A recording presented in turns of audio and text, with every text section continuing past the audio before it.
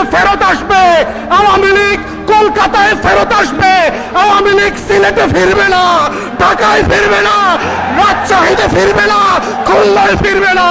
সরকারি দলকে বলছি পরিষ্কার করে, যদি আওয়ামী লীগকে পুনর্বাসন করবার চেষ্টা করেন তাহলে আপনারা 17 বছরের রাজনৈতিক রোজা রাখার প্রস্তুতি নেন। আপনাদেরকে আবার রোজা রাখতে হবে, ক্ষমতার ইফতার আপনাদের মিলবে না। আপনাদের দলের তৈরি করা 31 দফার ইতিমধ্যে 7টা দফা আপনারা লঙ্ঘন করেছেন। যেই দল নিজের করা ওয়াদা নিজের সাথে রক্ষা করে না তাকে আমরা কিভাবে বিশ্বাস করব? আপনি তো আপনাকে বিশ্বাস করেন না, আপনি তো আপনার দলকে বিশ্বাস করেন না, আপনারা তো আপনার 31 দফাকে বিশ্বাস করেন না। শেখ পরিবারের রক্তে মাংসে ইতিহাসের সাথে হিটলারের সম্পর্ক আছে, বাকশালের সাথে মুসলিনের সম্পর্ক আছে, শেখ পরিবারের সাথে আওয়ামী লীগের সাথে দিল্লির সম্পর্ক আছে, বাংলাদেশের সম্পর্ক নয়। এদেশের 20 কোটি মানুষের, মুক্তিকামী মানুষের আজাদির সম্পর্ক নয়, স্বাধীনতা সার্বভৌমত্বের সম্পর্ক নয়।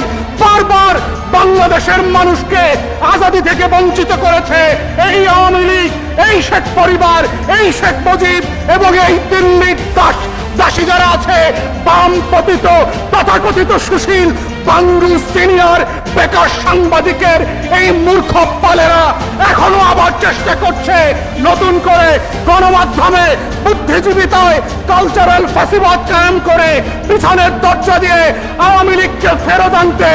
আমাদের বক্তব্য খুব পরিষ্কার, আওয়ামী লীগ দিল্লিতে ফেরত আসবে, আওয়ামী লীগ কলকাতায় ফেরত আসবে, আওয়ামী লীগ সিলেটে ফিরবে না, ঢাকায় ফিরবে না, রাজশাহীতে ফিরবে না, খুলনায় ফিরবে না। যেই শত্রু রাষ্ট্রের সাপেক্ষে বাংলাদেশ নামক রাষ্ট্রের জন্ম হয়েছে, যেই রাষ্ট্র থেকে আধিপত্যবাদ থেকে মুক্ত করে বাংলাদেশের আজাদি, স্বাধীনতা, সার্বভৌমত্ব সংরক্ষণ করবার জন্য শত শত হাজার হাজার মানুষ 24-এ জীবন দিয়েছে, রক্ত দিয়েছে, সেই রক্তের সাথে শুধু আওয়ামী বুদ্ধিজীবী না, বাংলাদেশের কোন সরকারি দলকে গাদ্দারি করতে দেওয়া হবে না। আমরা সরকারি দলকে বলছি পরিষ্কার করে, যদি আওয়ামী লীগকে পুনর্বাসন করবার চেষ্টা করেন তাহলে আপনারা 17 বছরের রাজনৈতিক রোজা রাখার প্রস্তুতি নেন। আপনাদেরকে আবার রোজা রাখতে হবে, ক্ষমতার ইফতার আপনাদের মিলবে না। নতুন সরকারকে আমরা বারবার মনে করিয়ে দিচ্ছি, 24-এর গণ অভ্যুত্থানের যেই ওয়াদার উপরে ভিত্তি করে আপনারা ক্ষমতা এসেছিলেন তার অন্যতম ওয়াদা ছিল হচ্ছে বিচার এবং সংস্কার। সেই জায়গা থেকে আমরা গত 1.5 বছর দেখেছি আপনারা নির্বাচন নিয়ে যতটা উদ্গ্রীব ছিলেন ততটাই বেকফল ছিলেন হচ্ছে আপনারা বিচার এবং সংস্কার নিয়ে। এবং আমরা শুধুমাত্র জুলাই জাতীয় সনদ না, শুধুমাত্র গণভোটের গণরায় না, আমরা দেখতে পাচ্ছি আপনাদের দলের তৈরি করা 31 দফার ইতিমধ্যে 7টা দফা আপনারা লঙ্ঘন করেছেন। যেই রাজনৈতিক দল নিজের করা ওয়াদা জাতির সাথে রক্ষা করে না, তারা জাতীয় জুলাই সনদ, গণভোটের গণরায় কিভাবে রক্ষা করবে?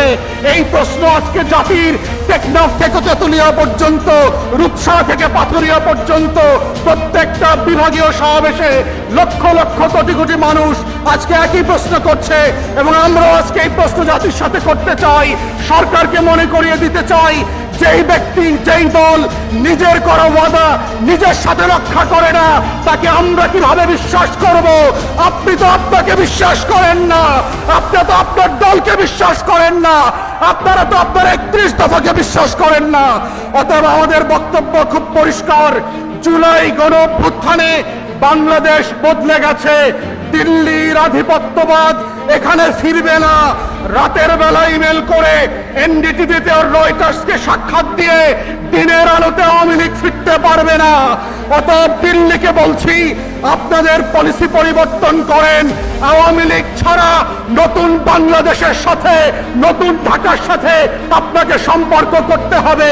পুরাতন আওয়ামী লীগের বাংলাদেশ আর ফিরবে না, আপনার আধিপত্যবাদও ফিরবে না। আমাদের লড়াই চলছে এবং চলবে।